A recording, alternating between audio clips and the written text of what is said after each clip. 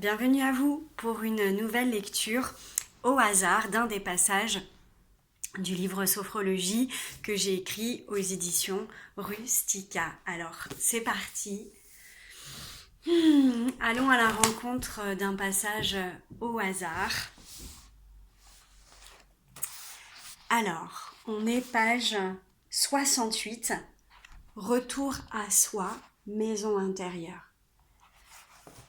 Alors, ce paragraphe, il vient de la partie socle, ancrage et maison intérieure. Vous verrez qu'en sophrologie, c'est vraiment un passage très important pour nous que de travailler surtout ce rapport au corps, à l'ancrage, à l'enracinement et surtout de sentir qu'en nous-mêmes, il y a une maison intérieure dans laquelle on peut venir se déposer. Alors, je vous lis ce passage. Retour à soi, maison intérieure.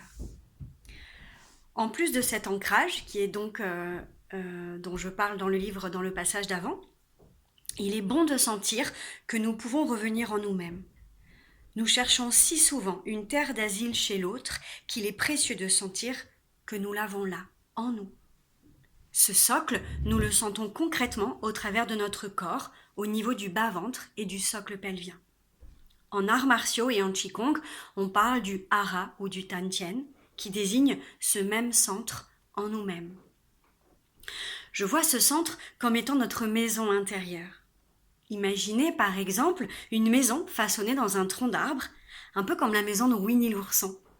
Une maison accueillante, chaleureuse, avec un bon fauteuil moelleux, des pots de miel en abondance, de la bonne tisane, la porte ouverte sur la nature, sur la forêt, pour recevoir nos amis. Cette maison représente notre cocon, ce cocon finalement qui permet de sentir que l'on peut se poser dans notre ancrage intérieur, là où il fait bon vivre. En sophrologie, nous apprenons à revenir dans ce socle afin de renforcer la confiance en soi. Qu'il existe au cœur du cyclone une zone de paix et de calme vers laquelle nous pouvons toujours revenir pour y voir plus clair.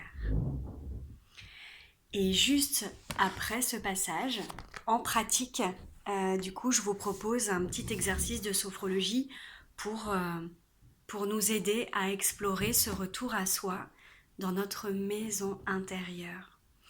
Et je vous assure, cette maison intérieure, vraiment, je pose la main sur mon cœur parce que tant de fois je l'ai explorée, tant de fois j'en ai besoin encore aujourd'hui de sentir que quand ça brasse autour de nous, quand c'est difficile autour de nous, de sentir que véritablement on peut fermer les yeux et venir s'asseoir dans cette maison intérieure et que c'est comme une zone de paix au cœur du cyclone.